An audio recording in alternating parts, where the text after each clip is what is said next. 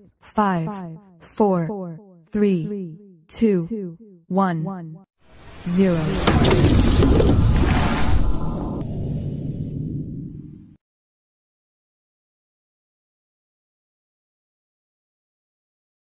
Assalamualaikum warahmatullahi wabarakatuh. Hai anak-anak, apa kabarnya kalian? Semoga selalu diberikan kesehatan dan selalu semangat ya.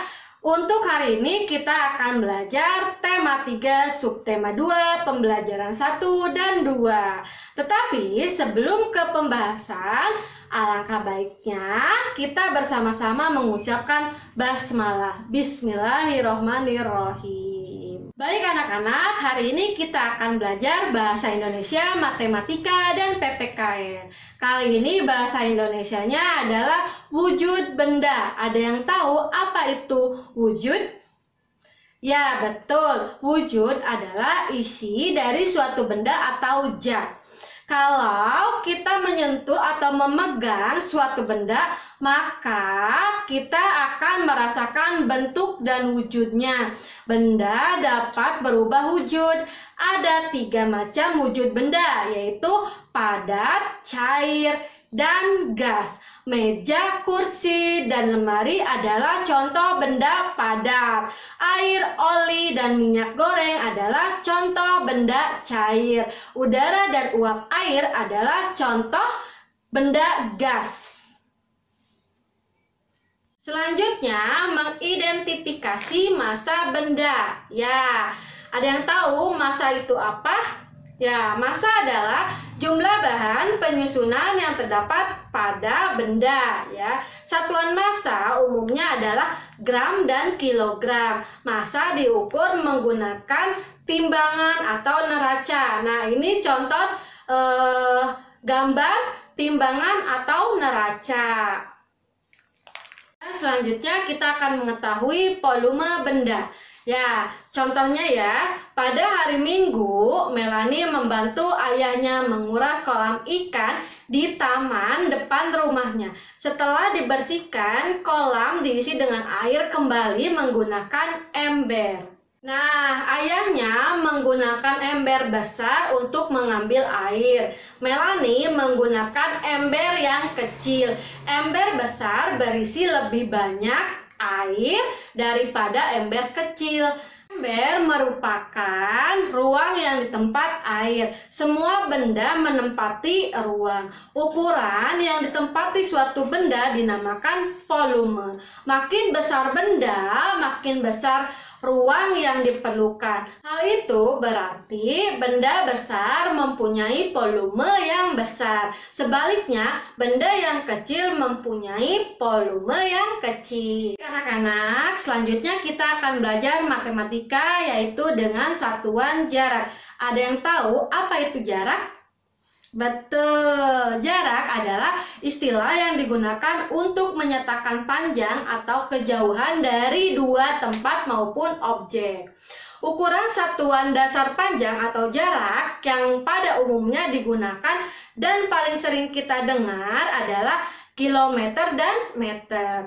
Walaupun selain itu masih ada 5 satuan jarak lain, yaitu hektometer, dekameter, desimeter, sentimeter, dan milimeter. Selain itu ada juga alat ukur. Ada berbagai macam alat ukur. Tiap alat ukur memiliki kegunaan yang berbeda. Contohnya echosonder yang digunakan untuk mengukur kedalaman laut. Biasanya alat ini terpasang di sebuah kapal. Ibu mempunyai contoh untuk satuan jarak. Perhatikan ya. Ana dan keluarganya mengendarai mobil ketika berlibur ke danau. Setelah dari danau, keluarga Ana mengunjungi rumah paman.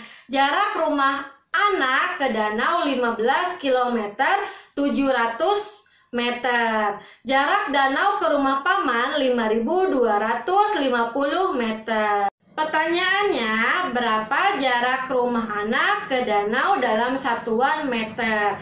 Nah, tadi di situ disebutkan jarak rumah anak ke danau adalah 15 km 700 meter. Kita rubah dulu karena yang 15 km itu belum menjadi meter. Nah, 15 km ke meter berarti turun berapa tangga? Ya, 3 tangga, berarti dikalikan 1000. 15 dikali 1000 berarti menjadi 15.000 meter. Dan yang 700 meter itu tidak dirubah ya, karena sudah menjadi meter. Nah, jadi 15 km ditambah 700 meter itu sama dengan, karena kilometer sudah dirubah ya, jadi 15.000 meter ditambah 700 meter sama dengan, coba berhitung. Ya, betul. Jadi 15.700 meter. Jadi rumah Ana ke danau berjarak 15.700 meter. Oke, baik. Selanjutnya kita akan belajar PPKN sikap tolong menolong. Sebelum memahami sikap tolong menolong, silakan kalian perhatikan cerita dari Ana, Rasti, Wayan, dan Togar ya. Ibu akan membacakannya ya. Ana, Rasti, Wayan, dan Togar berlatih memantulkan dan menangkap bola di lapangan. Tiba-tiba Wayan terjatuh ketika menangkap bola yang dipantulkan Togar. Melihat Wayan terjatuh, Togar segera menghentikan permainan. Ana dan Rasti ikut menolong Wayan. Togar dan Ana memapahkan Wayan ke UKS. Nah, ada yang tahu apa itu UKS?